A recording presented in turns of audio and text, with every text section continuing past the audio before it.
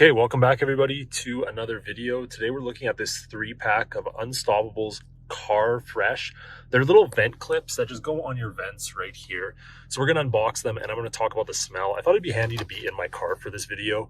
So here you can see how to use it. So it says activate, firmly push the clip up until you hear a click in place.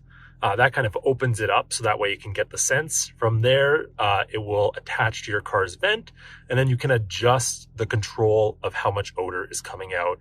And then it says, obviously, stay fresh, storage case included, so it helps to store it. So let's take a look at this, check out what the packaging comes with. Okay, there we go. So you can see it has a little housing. Getting this off. There we go. So you can see it kind of just stays into place. Just a little plastic housing to keep the clips from, running out before you use them. So I'm just going to use one in my car. So we're going to take the clip here, going to snap it into place by putting it on the vent like so. We can now see it's onto place. We're then going to activate it by pushing it in, and we're going to turn it all the way up. Now let's put our vent here. Let's put our heat, adjust the speed.